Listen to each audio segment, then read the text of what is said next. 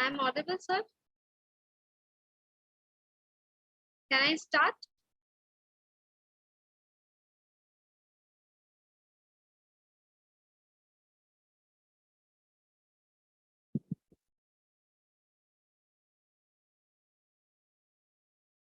Good morning, all of you. Get going. Good morning, all of you. On behalf of Vedant College, Kolkata, I extend a warm greetings and welcome to all the participants at the Digital Career Conclave 2021. Vedant College, Kolkata was established in the year 2019 and is motivated to invigorate the passion of as many students as it can reach out. It is affiliated to CU to offer undergraduate course in BA, BSc, BCom, General and Honors. Vedant College, located in the heart of the city of Kolkata, provides quality academic programs, comprehensive support service, financial aids, academic mentoring, placement, a marvelous campus with modern infrastructure, amenities backed by a conducive learning environment, all of which is required by a student to grow and thrive. Quality education is our top priority. The college was established to support the ambitions of students from less privileged communities or students with weak financial conditions. Vedanta Foundation runs Vedanta College, is a philanthropic initiative of Vedanta Resource Limited, among the top 30 corporate houses in India.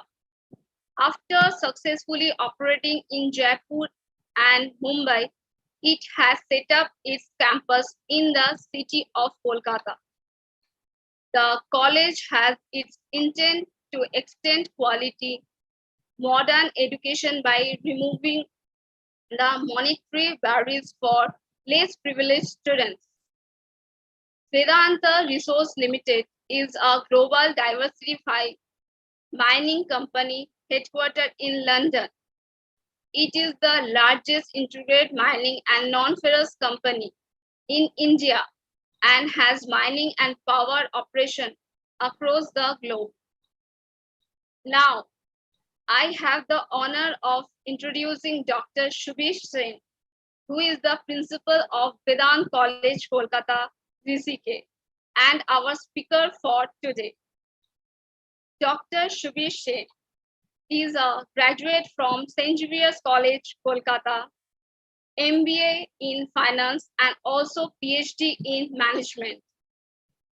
He has over 2.5 decades successfully experience in industry, academia, research, and institution building. We have the privilege to hear him today on the theme, Career Goal Settings, Key to Success. Over to you, sir, please. Thank you, Devlina. And a very good morning to all the participants in this digital career conclave that has been organized by Vedanta College, Kolkata, and a warm welcome to this webinar today. So before I start off with this webinar, it is roughly going to be a 1-hour webinar, and feel free to interact with me as we get along with this flow and post your questions, answers, feedback in the chat box of the YouTube, which is also live in front of me, so that I can interact with you and you can benefit from me to the best of our experiences. Okay. Now the question is, why did we take up this webinar? So all the students, participants of who are appearing for their 12th plus board exams, I believe you are approximately, in terms of age, you are approximately 18 years to 19 years as of now. So you will be getting into your higher education, that is getting into a college which is affiliated to an university, And post your degree, you are going to take up a career. And that career is what you are going to spend the next 40 years of your life. Just mark my words, next 40 years of your life. That is, you'd be around 21, 22 then, after you graduate out, and you will be retiring almost around 60 years. So this is a very, very critical phase of your life. You'll be spending almost 2/3 of your life in your career, and therefore career goal setting becomes a very, very key driver to your success. And therefore, the aim of this webinar is to help you, if not choose the right career, but helps you to identify what are the careers that are available to you, and at least help you to work out a framework on how to choose the right career. Obviously, for all of you, your career choices will be different. Yes, it will be very difficult for me to interact with you, all of you individually, but hopefully at the end of the webinar, you will have some idea about how to choose your own career. Obviously, your own passions, skills, contributions, degrees will be different. However, at the end of the day, you'll be able to get going with the career goal setting. So before I get on with the webinar,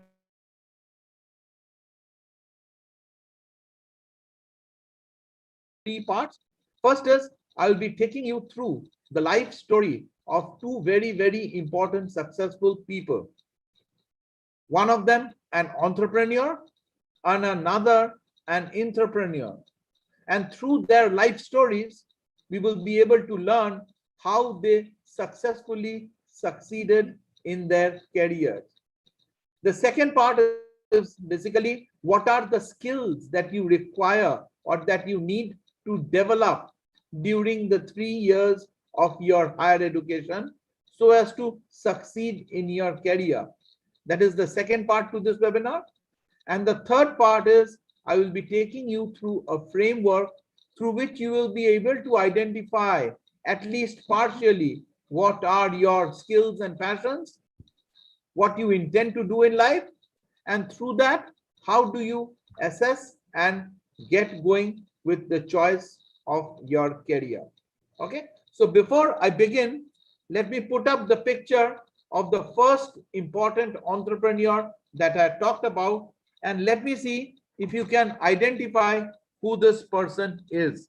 Okay, you have your chat box in front of you. If you want to put in your answers, you can put in your chat box. I am live over there so that I can respond. Who is this person?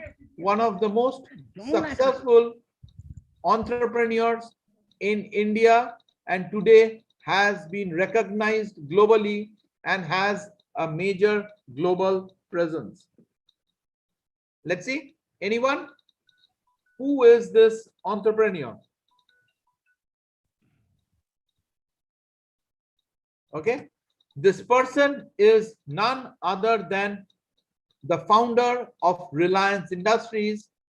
His name is Dhirubhai Ambani. Many may not know that Dhirubhai is basically the popular name by which he is commonly known as. His name is Dheerajlal Hirachand Ambani. He was born in the year 1932 and passed away in the year 2002. And in 2016, he was honored posthumously with the Padma Vibhushan Award, which is the India's second highest civilian honor for his contribution to trade and industry. Yes, I have over there a live answer from Shreyo Datta, who have correctly mentioned that it is Dhirubhai Ambani. But once again, many may not know that his name is actually Dheerajlal Hirachand Ambani. So let me first take you through a little bit about his life story. He was born in the year 1932 in a small village in Junagadh district in Gujarat known as Chorwa in 28th of December 1932. Okay, His father was a primary school teacher. And like most other fathers, he also wanted his son to join which profession? Once again, his father was a primary school teacher. And like most other fathers, what profession do you think he encouraged his son to join? Any answers from there? Let me see. Any answers from the audience? What profession do you think his father wanted to encourage his son to get into? Let's see any responses on my YouTube chat box.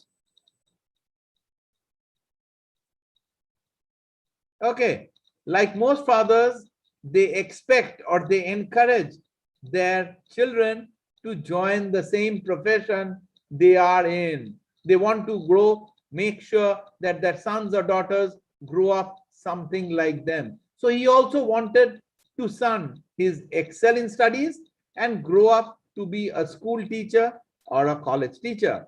But all of you who know a little bit about Dhirubhai Ambani or Dhirachand Ambani, you might be knowing that he had very little interest in studies. And like most other businessmen, he was almost always thinking about entrepreneurial dreams. He never went to school, bunked school most of the time, and always had interest in setting up a business. Yes, I have who mentions teaching, absolutely correct. But as most of you know, that Dhirubhai Ambani had very little interest in studies. So when he was just 16 years old, barely graduate out of his class 10 exams, he left his family in the midst of a night and took a train to Bombay. And from there, he took a ship to sail to the port of Aden in Yemen.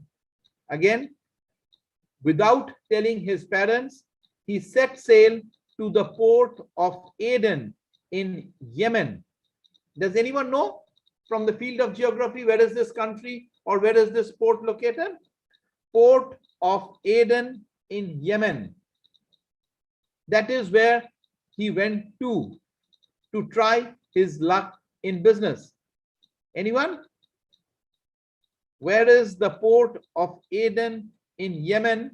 And he joined a company called A. Bees and Company, which was basically a dealer of Shell, basically selling petroleum products like petrol, diesel, and various other lubricants. He started off in a very, very small way. Okay, so I'll show you a little bit about this map. Can all of you see this map, I believe? So you see, this is basically where Gujarat is, the first circle in between. That is where he set sail from. And this blue, the second circle on your left, is basically where the northwestern part of Africa, where the Saudi Arabian countries meet. That is called the port of Aden, and that is where Yemen is located. So this is basically the point where he used to travel from Bombay to Aden. So what did he do over there? He had a large dream, but he started off in a very, very small way, selling day and night in the petroleum outlet, filling up cars with petrol and diesel. And what did he used to do on weekends? Saturdays and Sundays used to be on holiday for him, and therefore he used to travel to the different parts of Africa and the Middle East countries, trying to explore business ideas. Okay, that was his sole long-term lifetime aim and goal. His dream was not to work as a salesman in a shell company for the next few years of his life, but to explore and think big. And every 6 months, he used to travel from Aden. Again, he used to travel back to Gujarat after every 6 months when he used to get a leave. However, while he was doing this between 1955 to 60, he went there in the year 1948, and he was continuing to do this for the next 5 to 10 years of his life. Obviously, he didn't have much capital to start off his business. Therefore, he was always on the lookout for new ideas. So while coming back from his hometown in Maharashtra and again selling back to Aden after his holidays were over, he found that there was a strong demand for spices in this part of Africa and the Middle East. Because in those days, it was a British colony. And like in most other British colonies, many Indians were settled over there. And we Indians loved spicy food. And he wanted to exploit that opportunity into a business model. So what did he do? Every time he used to travel back from Aden to Mumbai, he used to export spices from Gujarat and Maharashtra to the various countries in Southeast West Asia, Africa, and the Middle East. He continued this for almost 10 years till 1960, till 1965, and earned a lot of foreign exchange. And mind you, foreign exchange, including dollar, was very, very precious in those days. It was a scarce commodity and was not very, very easily available. So by doing this, the profits that he generated, he slowly started building up a capital. On one of his subsequent such travels, instead of traveling from Aden back to Maharashtra, he took a cross trip to some of the South. Therefore, from Aden, instead of traveling directly back to Maharashtra, he took a crossover trip via the Indian Ocean into the Southeast countries. This is the right circle pointing out over there, a small country called Indonesia. This was sometime in or around the early 70s when man-made fibers like nylon, polyester, and rayon was becoming very, very popular. And these man-made fibers had already hit the Southeast Asian colonies, which imported the technology directly from the US. And India being a closed economy at that point of time, they didn't have access to these imported materials. So Dhirubhai Ambani saw a huge opportunity over there because India did not manufacture man-made fibers then. It only had produced handlooms and cotton fibers.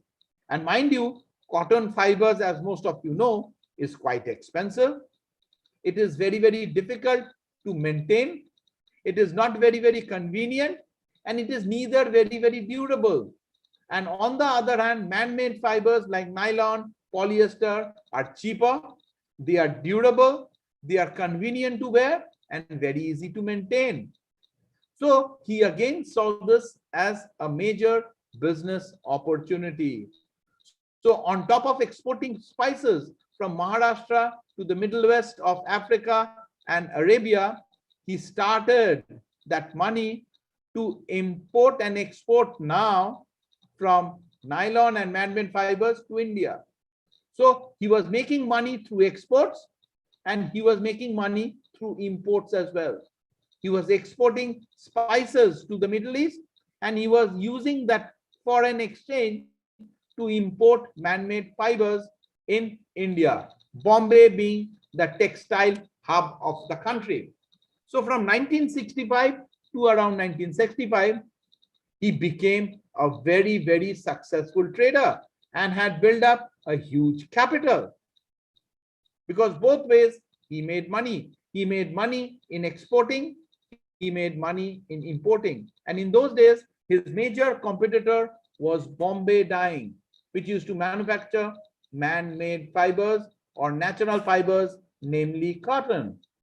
But his dream did not stop over there. After seeing the success of the imported products, of the man-made products from the Southeast Asian colonies like Indonesia, Philippines, and Malaysia, he now wanted to set up a factory of his own. He was not satisfied with just trading, and therefore he wanted to set up India's largest polyester fabric in a small village in Maharashtra called Patalganga. That was the name of this tiny village. And the factory that he conceptualized was actually, in terms of capacity, 14 times bigger than that of its leading competitor, that is Bombay Dyeing. Now, building up a factory 14 times that of your competitor is indeed a phenomenal task. It requires a dream, it requires a vision. And therefore, when he went to the bank, then HDFC, which was a financial institution then, the bank obviously refused the loan. They were not satisfied with the project, and they directly said on his face that this project is not viable. But he did not let that suppress his dream.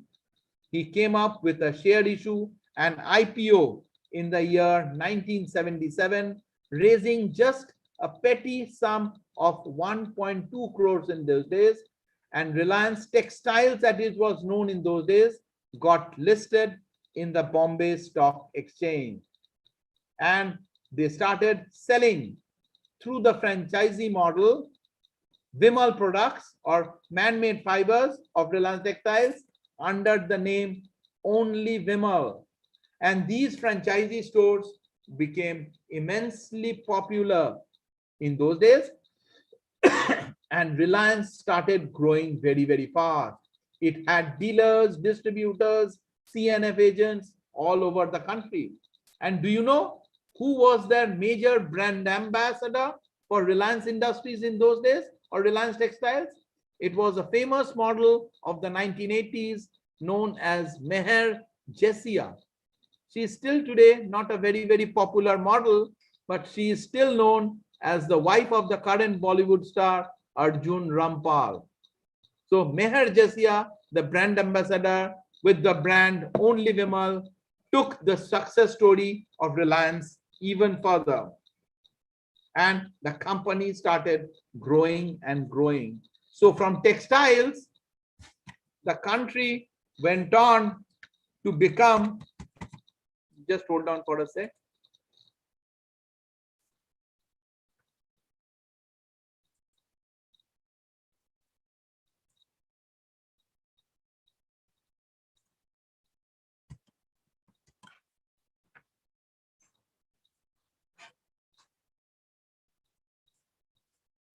And this is what the country went on to become.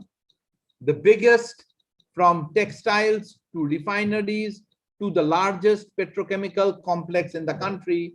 Reliance Textiles then was renamed Reliance Industries and became on to become the growth and success story of Reliance Industries.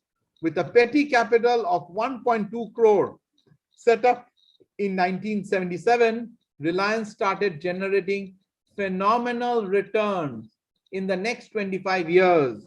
And when Dhirubhai Ambani passed away in the year 2002, the empire was worth $25 billion. So that, my dear friends, is the success story of Reliance Industries, Dhirubhai Ambani.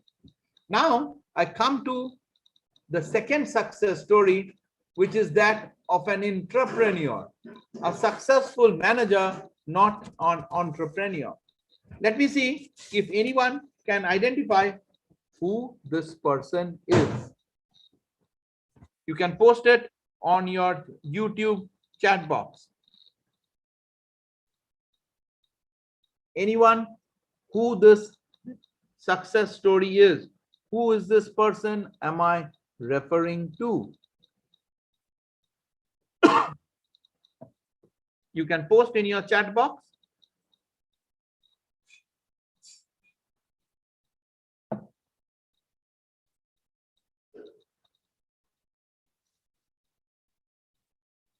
Anyone once again? Well, this person is known as Rusi Modi. Rusi Modi again was his popular name. He belonged to a Parsi community and his name was Rustumji Homusji Modi. He was born in the year 1918 and passed away in the year 2014. And he was the person who transformed Not only Tata Steel, one of the pioneering companies of the Tata Group, but single-handedly built up the township of Jamshedpur. So having said that a little bit about Rusi Modi, let me give you a brief peek into his successful life story. After a few years of schooling in India, he studied in Harrow School in Bangalore, and then he moved on to Oxford to study his BA in English. On his return in the year 1938, he joined Tata Steel, just remember me, as an office assistant. He was handpicked by the then Tata Group chairman, J.R.D. Tata, because he saw a lot of promising aspects behind this young man then. And under the aegis of Ratan Tata, subsequently, he was appointed in 1973 as the Director of Operations, became the Joint Managing Director in 1972.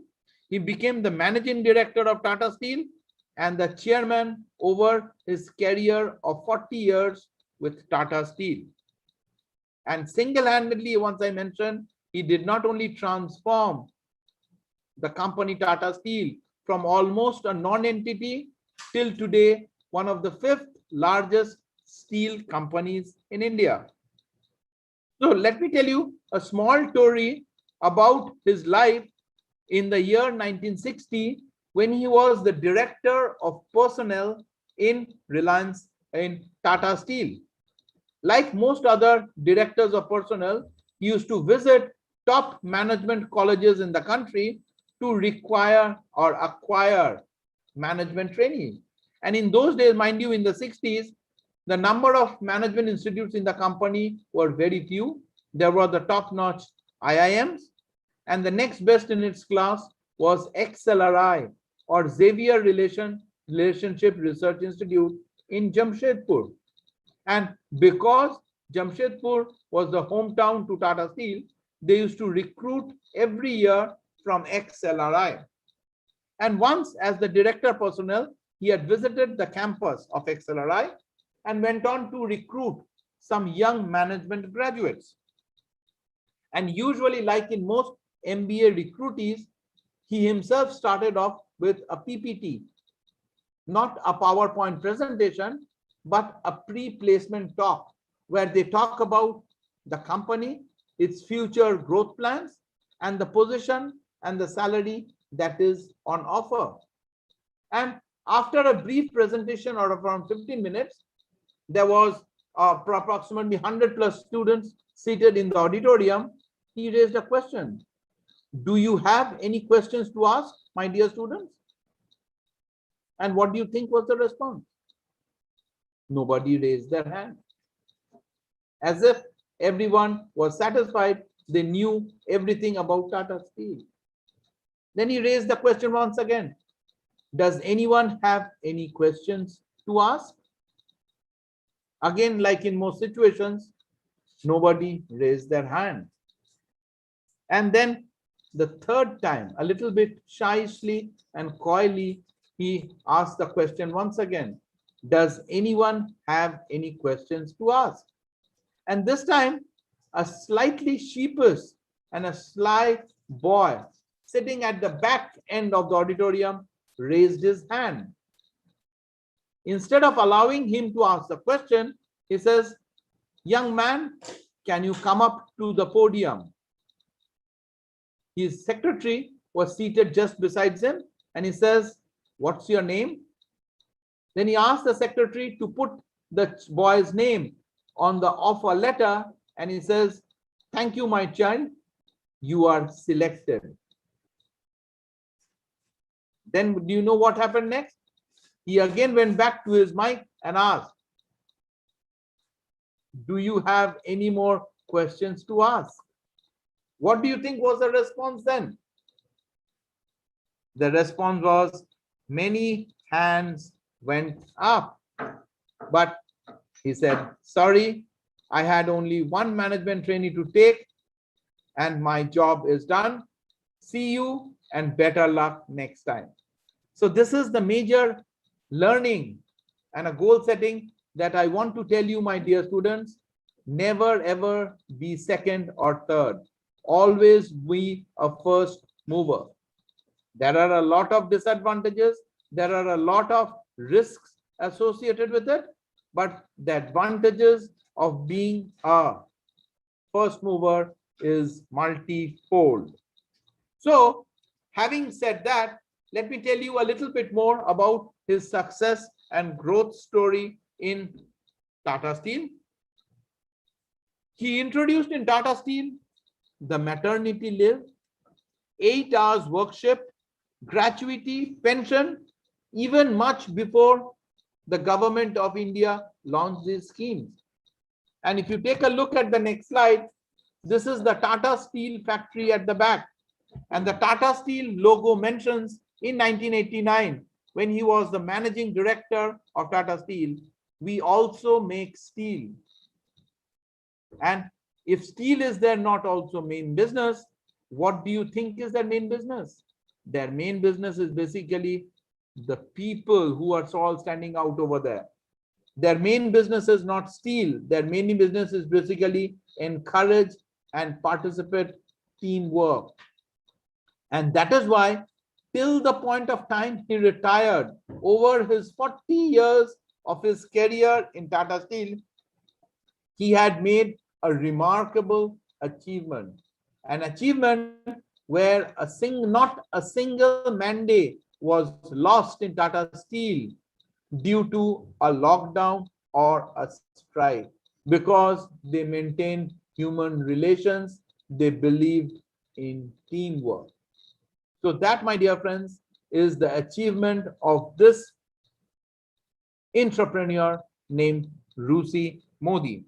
Just to tell you a little bit of a background, because he had transformed the city of township of Jamshedpur from almost nothing to one of the most modern townships in the country, one of the roads near Tata Steel was actually named after his father. And one day, while shopping, he had inadvertently parked his car in a no parking zone. And the traffic policeman, like in any other city, hauled him up and mentioned, "Ye tumhara baap ka rasta hai kya?" The typical in police style. Then he sheepishly, Rusi Modi, pointed out to the signboard, which actually was named after his father. And this, my dear friends, is the success story of the next major person that I want to talk about is Rusi Modi. Okay, so now before you go on to choose your career, whatever you want to do, study a general subject, study science, study engineering, study law, or study journalism, whatever you need to focus on, just keep these 16 things you need to keep in mind that you need to learn in life. And these, mind you, are the prophecies of the person who is shown on the top right hand corner. Let's see, can anyone identify who this person is? The person, the bald-headed shaved person on the top right hand corner. Can anyone name who this person is? You can post it on the chat box. I'm live with you over here. I can see you, I can hear you.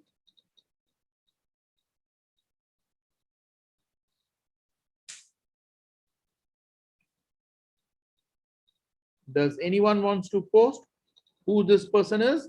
He is none other than the founder of Amazon, the largest online company in the world today. The founder is Jeff Bezos. And these are some of the interesting lessons in life that he talks about that you must learn to be successful, so that you can gladly spend the 40 years of your life successfully. I'll just read out one of them one by one.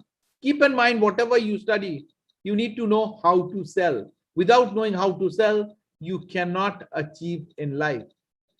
The second thing is how to think.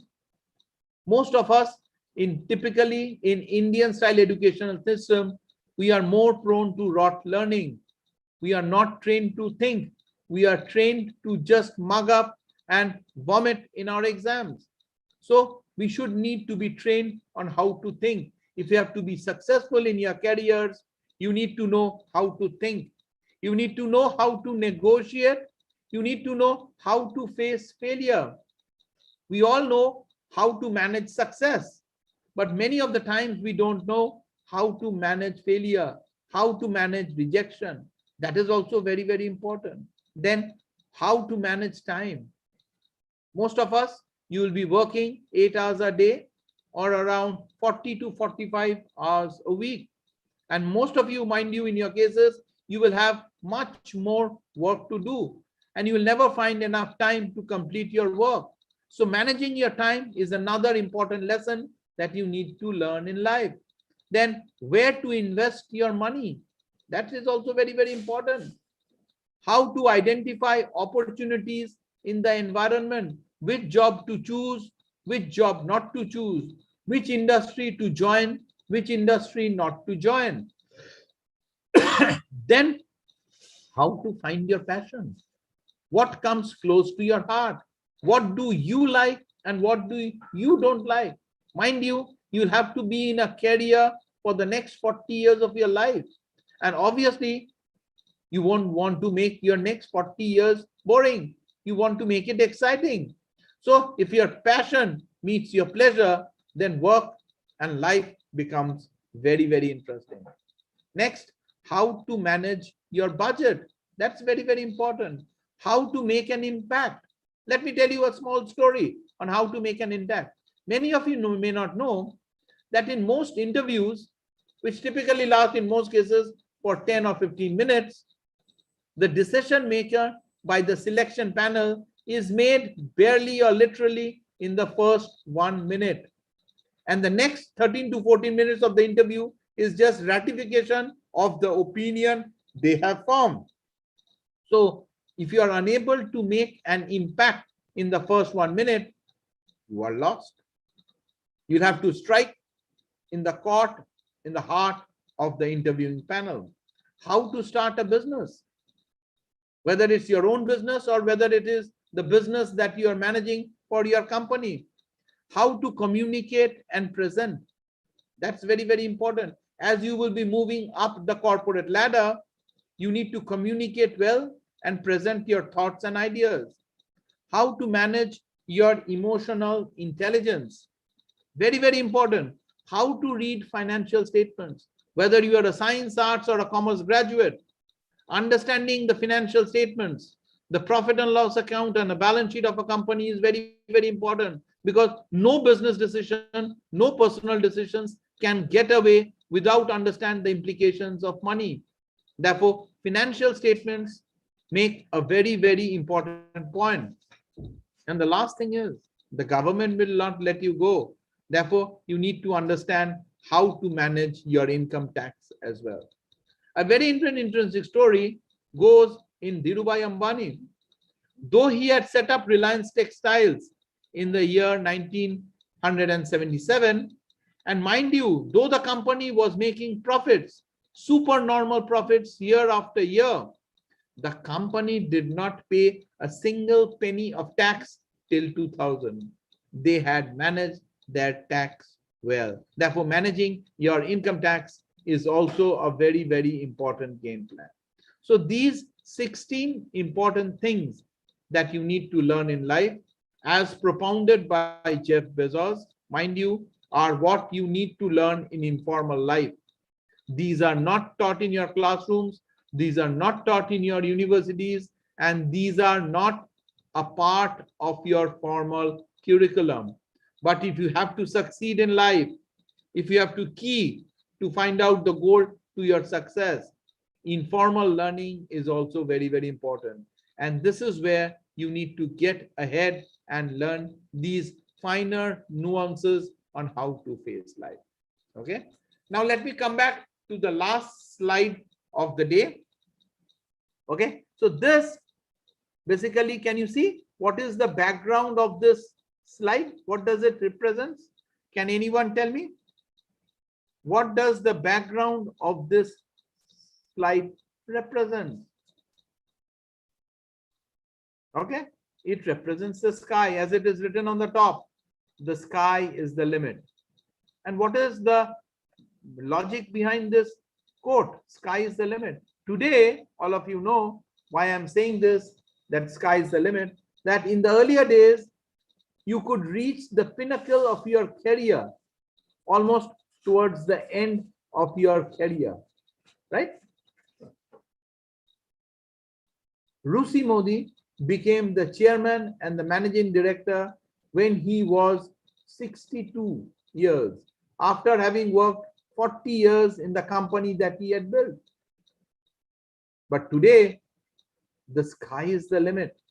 Today, if you study modern companies, young professional graduates are becoming chairmen, managing directors, and CEOs, even when they are in their early 40s. Therefore, while experience is important, creativity, innovation, communication, learning, driving, leadership, all are equally or more important, right? So, through this slide, I will give you a brief idea upon how to choose the career that you want to be present in. I don't know what you want to choose, but this slide will give you some basic idea on how to choose a career. And that will come from the area of your course of study. So choosing your career is basically based on two parameters. The first parameter on the left, the y-axis, you can see it's industry attractiveness, means how attractive the industry is. All of us know that we find certain industries attractive and certain industries less attractive. So the scale is from low to high. Okay. Industries like the IT industry, the banking industry are some of the attractive industries of today. And on the x-axis or the horizontal axis at the bottom, I'll find skills and passion. That is what comes close to your heart. What do you actually like? So the balance is basically not just choosing the right industries, but aligning your skills and passions to the highly attractive industries.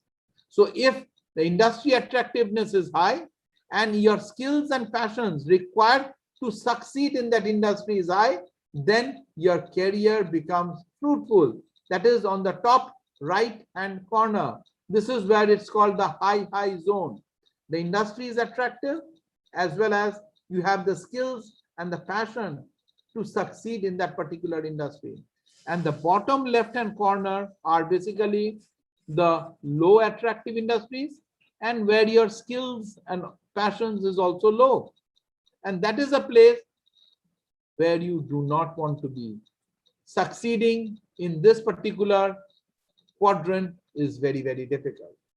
Let me take you a little bit through on some of these career choices.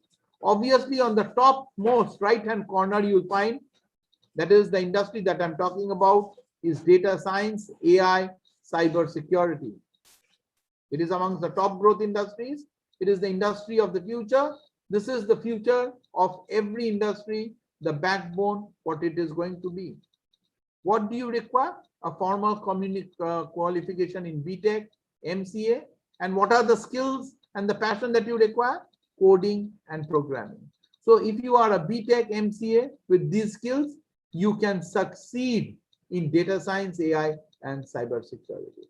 So just because data science, AI, and cybersecurity is an attractive industry, however, if you don't have these skills and passion, however attractive the industry may be, you will not succeed in that particular industry. So the alignment of the attractiveness with your skills and passion is very, very important. Next, I come to another attractive industry is accounting and audit. So what are the qualifications that are required? You have to be an MBA in finance or a chartered accountant. And what are the skills that are required to succeed in this accounting and audit industry? Is basically understanding of financial statements analysis and accounting standards. If you don't understand balance sheet, if you are not financially literate, despite accounting and audit being an attractive industry, you are not going to succeed.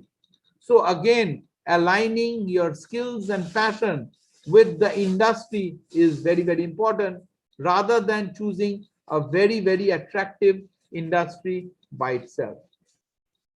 I talk about another industry, the healthcare and the hospitality industry. What are the qualifications that are required? BA, BSc. And what are the skills and passions required? You need to have a pleasing personality, an attitude, and a communication. If you don't have this, it is very difficult to succeed in healthcare and hospitality. When I talk about banking and insurance, again, you need to be a CA, an MBA, and you need to be good in financial literacy and negotiations.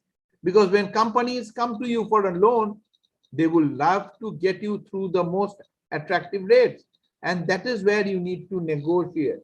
Therefore, if your skill isn't about negotiation, you aren't going to succeed in the banking and financial services industry. I talk about pharmaceuticals. What are the qualifications that are required? A BSc or MSc in sciences, and the skills that are required are creativity and innovation. Unless you are a very, very creative person, unless you are innovative, it is very, very difficult to survive in the pharmaceutical industry. Talking about advertisement and journalism, which is basically the next in thing, we talk about a qualification of BA or a MA in journalism or mass communication. What are the important things required? The skills: innovation, creativity, and networking. Mind you, the term networking is very, very important. You need to get to know as many people as from different industries, different sectors, different segments as far as possible. And I talk about the last segment that I'm going to talk about is core manufacturing. It used to be one of the most attractive industries in the bygones era. The segments like steel, cement, fertilizer, and the like. But core manufacturing is not an attractive quite industry today. It is the service sector that is booming, that is most promising. And if the industry is not attractive, you'll find it over here on the low category, then however good you may perform, your career is not going to take a steep, steady path. What are the qualifications that are required? A BCom and an MBA, and a Lime characteristics like teamwork, leadership, and motivation. So it's just not about just choosing the right company or the right industry. Setting your career goal is actually about aligning your knowledge, skills, passion, your behavior with the company or the industry that you want to belong to. So that, my dear friends, I hope you found this webinar interesting enough, and I hope I have been able to give you a peek into how to set your career choices. Okay, so thank you once again.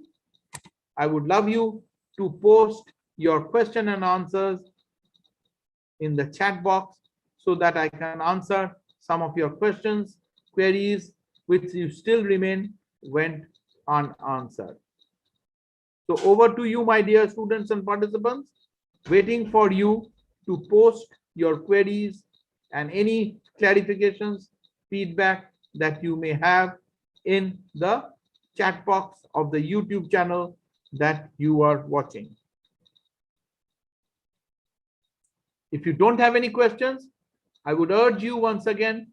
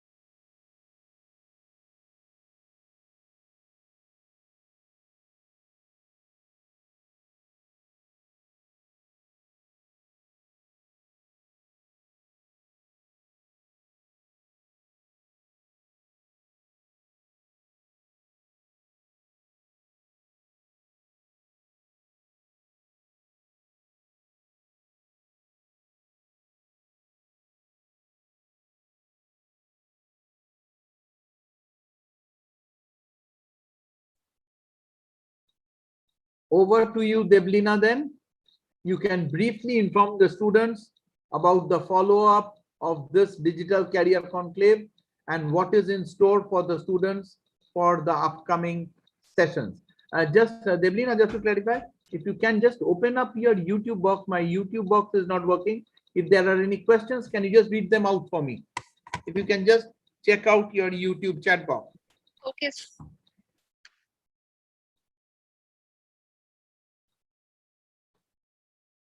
And check out if I have missed out any questions, you can read them out for me. Just name the student and the question asked.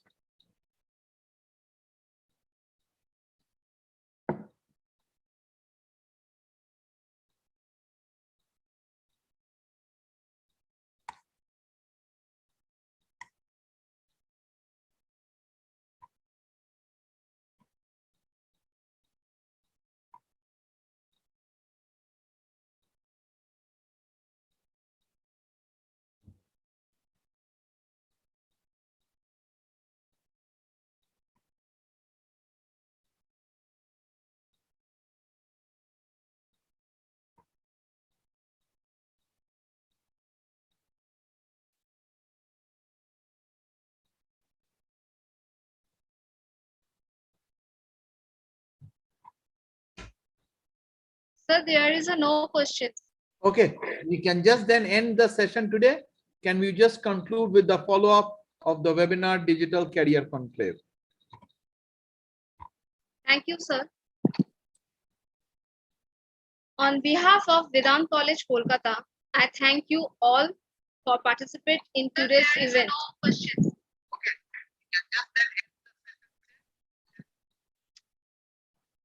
Get going, Deblina.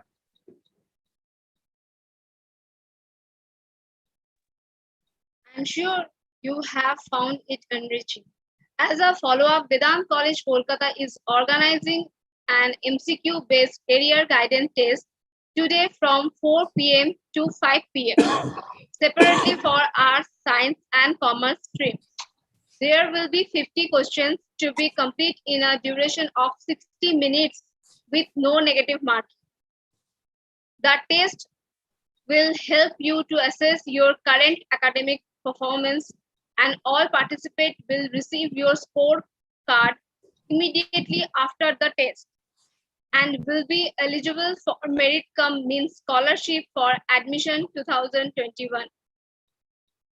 All registered participants are also encouraged to undergo personalized telecounseling and career guidance from our expert faculty from 28 June to 30 June, Monday to Wednesday between 3 p.m. to 4 p.m. Details have been sent to your email. Hope you had a great experience. Thank you all of you. Thank you, everyone.